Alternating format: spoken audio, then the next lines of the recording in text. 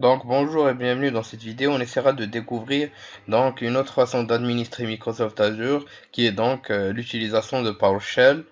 Donc pour ce, nous allons suivre le plan suivant. Nous allons commencer par une petite introduction de ce dernier, suivi par quelques exemples d'utilisation ainsi que quelques exemples de commandes. On finira donc par un petit lab, donc une mise en pratique de tout ce qui est administration via PowerShell en mettant en œuvre quelques exemples de commandes et en se connectant donc d'abord à la plateforme Azure. Donc il faut savoir que l'interface, la plateforme de gestion Azure commence par l'Azure App Fabric Controller. Donc comme on l'a pu le voir dans la première présentation, donc c'est lui qui s'occupe de trouver donc les ressources et approvisionner donc les machines virtuelles, réseaux virtuels et tout ce qui est service en back-end au niveau d'Azure. Donc les services management API, c'est les API qu'utilise donc le client pour gérer Azure. On a l'exemple donc de PowerShell. On a aussi des REST services tels que le portail ou encore System Center et d'autres applications tierces. On a aussi une version donc en ligne de commande orientée open source, donc c'est les CLI. Donc pour une gestion en ligne de commande, c'est aussi disponible au niveau d'Azure. Donc il faut savoir que PowerShell est une interface de gestion en ligne de commande, mais c'est aussi un langage de script. Donc vous pourrez coder donc des scripts adéquats donc à vos besoins.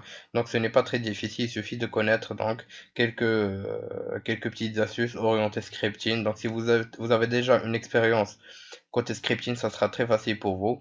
Donc on commencera par le b.a-ba, donc avoir une idée globale sur la chose.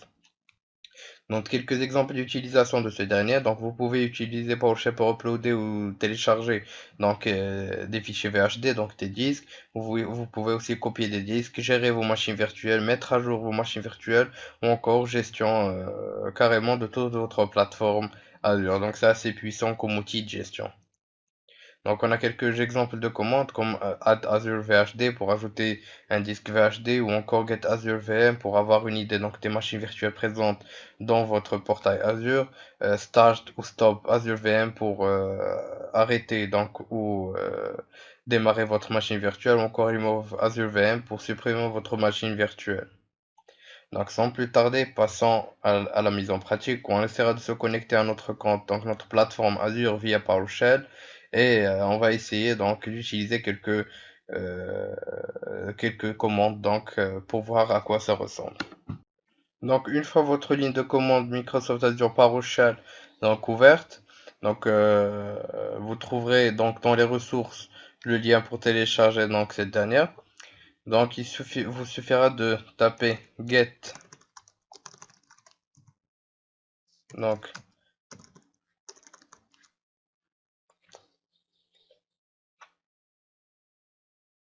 Donc, une fois Microsoft Azure PowerShell ouvert, donc en guise d'information, vous aurez donc dans les ressources le lien donc pour télécharger Microsoft Azure PowerShell.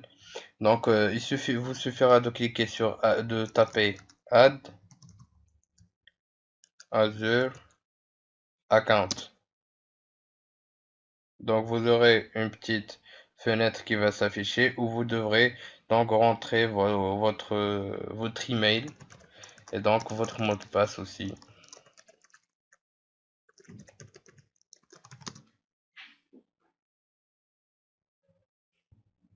Donc voilà, notre connexion s'est faite donc avec succès. Donc ce qu'on va essayer de faire maintenant, donc c'est d'afficher la liste donc de nos machines virtuelles en utilisant la commande get Azure VM.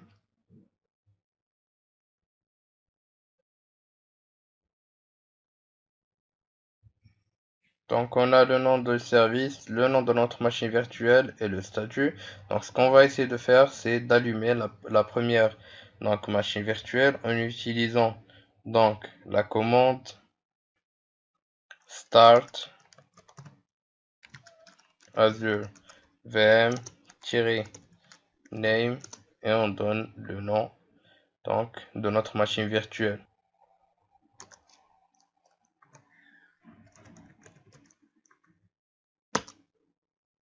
Donc on donne le nom du service Alpha.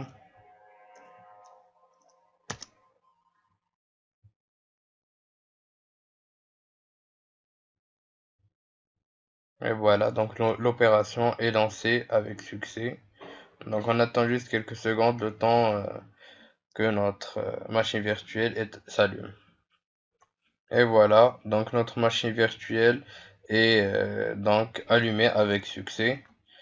Donc on va vérifier cela grâce à la commande get Azure VM pour récupérer donc les machines virtuelles et leur état. Donc voilà, donc elle est en train de démarrer. Ce qu'on va essayer de faire maintenant, c'est de supprimer donc la deuxième machine virtuelle. Donc en utilisant la commande remove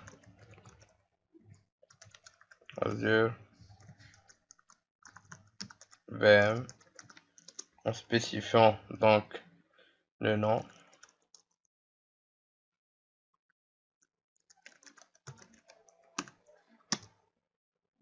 Le service s'appelle Ragda et voilà.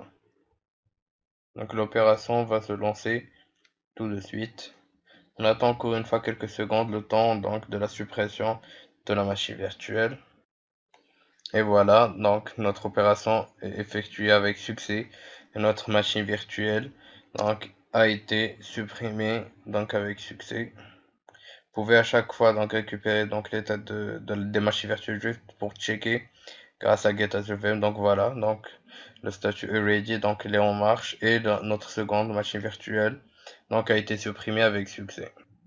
Donc pendant cette présentation, nous avons pu découvrir les différentes façons d'administration d'Azure, donc les trois façons, donc soit par PowerShell, soit des scripts CLI, donc des lignes de commande CLI Explat, ou encore via le portail ou des applications tierces. Nous avons aussi compris le concept du PowerShell, nous avons pu voir quelques exemples d'utilisation de commandes au niveau de PowerShell, donc c'est vraiment très puissant, vous avez une panoplie de choses que vous pouvez effectuer avec surtout côté scripting. Donc, si vous avez déjà une expérience avec PowerShell, donc nous aurons d'autres formations plus accrues concernant donc l'administration via PowerShell. Vous avez donc dans le portail donc Alform, une formation spécialisée dans PowerShell si vous êtes intéressé par cette dernière. Donc, je vous dis merci, à bientôt pour une nouvelle vidéo.